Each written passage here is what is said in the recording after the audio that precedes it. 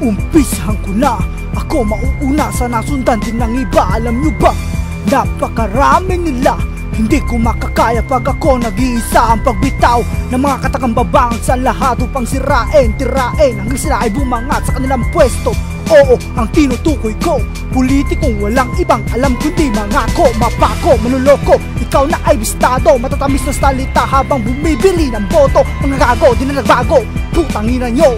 Bata pa ako, ganyan na ang inyong estilo. Yeah.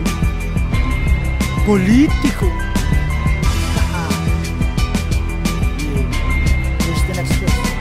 Kaya ngayon, damdamin ko'y nagingit-ngit. Akin ang bubuksan mga matang nakapikit. Ako'y galit, talagang galit na galit.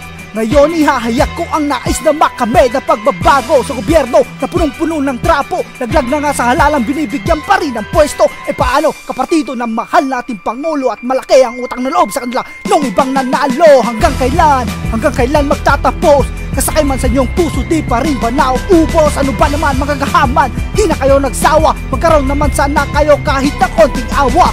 Nasaan ang iyong konsensya? Pakinggan ang mga tugma kung hahampas sa iyong mukha. Yeah.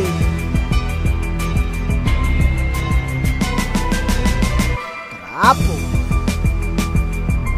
Traditional politicians. What a name. Haha.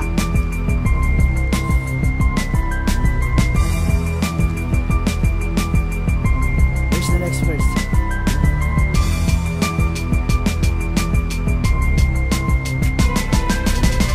Magmasdan mang bata sa lansangan, sa murang edad, kumakawit ng sapilitan. Bakit?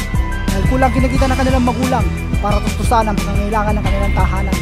At eto pa, kulang na nga, babawasan nyo pa sa laki ng buwis na pinapataw nyo sa kanila. Buwis sa sahod, buwis sa kuryente, buwis sa pagkain. Buhay ang binubuwis ng iba para lang kumain. Si Ma'am Elsa, nabalitaan ko ng ibang bansa, mas binili mga muhan at maglinis ng kubeta kaysa magturo na kumakalam naman ng sikmura. Ilang taon din siya nag-aral, nagpakahirap at nagsunog ng kilay. Ngunit kinailangan niyang isang tabi ang kanyang pagiging profesional dahil gastusin sa bahay, di niya matugunan. Dami tuloy mga batang lumalaking mambang. Subalit si Pedro, andun na naman sa bukid nag-aararo, nagpapakahirap at umaasa ng pagbabago. Ngunit tignan mo, pati pondo na para sa kanila ninakaw nyo, mga demonyo. Eh kayo, anong ginagawa nyo? Abala sa pagkasikaso ng inyong proyekto o abala sa pagkulimbat ng pera ng gobyerno? Nagpapakasasa sa perang hindi naman sa inyo. Mga gago kayo, ang ina nyo.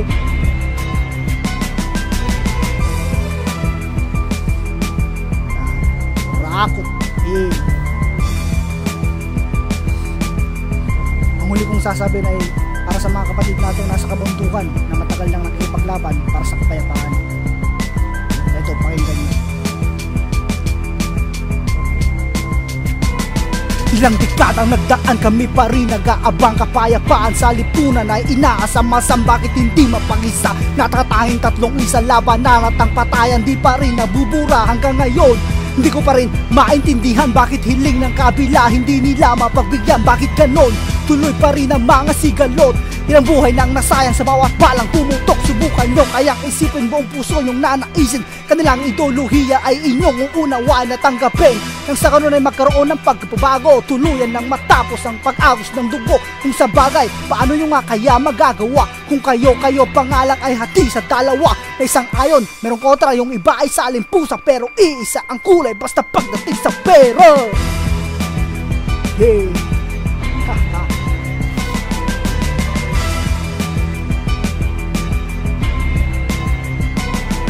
Love this song. Haha.